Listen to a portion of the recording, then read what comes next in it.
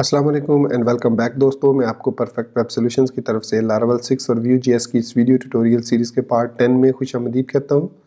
दोस्तों आज के इस वीडियो ट्यूटोरियल में हम रोल्स का मॉडल क्रिएट करेंगे और रोल्स की माइग्रेशन क्रिएट करेंगे और रोल्स का एक कंट्रोलर क्रिएट करेंगे ताकि हम एडमिन पैनल के ज़रिए रोल्स को मैनेज कर सकें और एक default user with admin role भी क्रिएट करेंगे। तो चलिए जल्दी से हम अब इस वीडियो ट्यूटोरियल को शुरू करते हैं। रोल्स का मॉडल और उसकी माइग्रेशन क्रिएट करने के लिए मैं टर्मिनल पर आता हूँ। यहाँ पर लिखता हूँ PHP आर्टिसन मेक मॉडल और इस मॉडल का नाम होगा रोल मॉडल। और इसके बाद इसके ज़रिए हम माइग्रेशन भी और कंट्रोलर भी क्रिएट करेंगे और ये होगा हमारा रिसोर्स कंट्रोलर। इसलिए मैं MCR एज अ स्विच इसको पास कर रहा हूँ कि ये इसमें हम CRUD के ऑपरेशन परफॉर्म कर रहे हैं।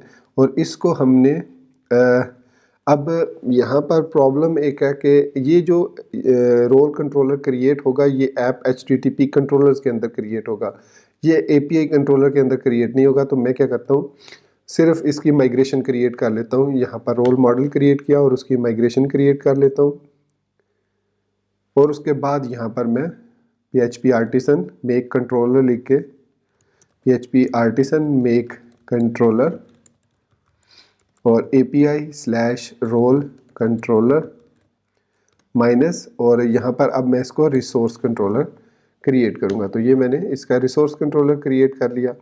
तो अब माइग्रेशंस को हम क्रिएट करते हैं यहाँ पर। तो मैं रोल कंट्रोलर के अंदर आऊँगा और यहाँ पर हमें सबसे पहले सॉरी नॉट दिस वन, ये तो मैं कंट्रोलर में आ गया, माइग्रेशंस में हमने आना है। और यहाँ पर ये इंक्रीमेंट और टाइम स्टैम्प ऑलरेडी है तो टेबल, यहाँ पर हम नेम इसको दे देते, सॉरी स्ट्रिंग नेम, और इसकी जो लेंथ हम रख देंगे 255 रख देते हैं। तो ये उसका रोल नेम हो जाएगा उस यूज़र का। तो ये हमने क्रिएट कर ली माइग्रेशन इसकी।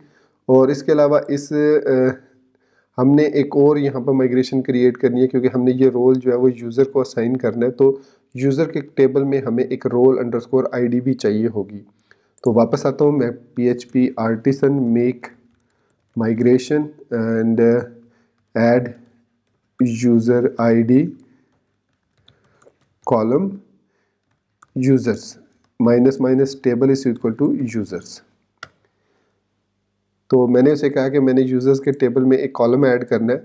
सो टेबल, और इसके अंदर जो इसकी होगी वो टाइप वो बिग इंटीजर होगी क्योंकि बिग इंक्रीमेंट है तो बिग इंटीजर होगी। और इसके अंदर इसका नाम रोल अंडरस्कोर ID होगा और इसमें डिफ़ॉल्ट जो होगा हम इसमें 0 दे देते हैं कि यहाँ पर डिफ़ॉल्ट उसके अंदर 0 वैल्यू हो अगर वो उसमें कोई रिकॉर्ड ऑलरेडी एग्जिस्ट करता है। और फिर यहाँ पर table drop column role underscore ID ये हो गया। और इसी तरीके से यहाँ पर ये तो रोल्स ठीक है, ड्रॉप इफ एग्जिस्ट हो गया। अब हम इस माइग्रेशन को रन करते हैं। सो PHP आर्टिसन माइग्रेट, सो हमारा यूज़र कॉलम और वो भी क्रिएट हो चुका है सक्सेसफुली। हमने रोल और माइग्रेशन रोल का मॉडल और रोल का कंट्रोलर भी क्रिएट कर लिया, माइग्रेशंस भी सक्सेसफुली क्रिएट कर ली हैं।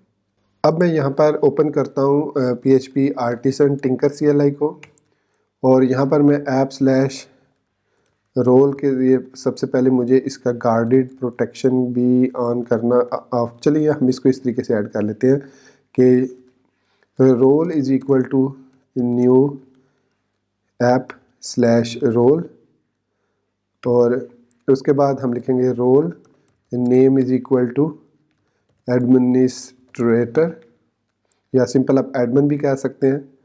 सो रोल ये हो गया, फिर रोल सेव। तो ये अब हमारे पास रोल जो है वो ये एक रोल सेव हो गया।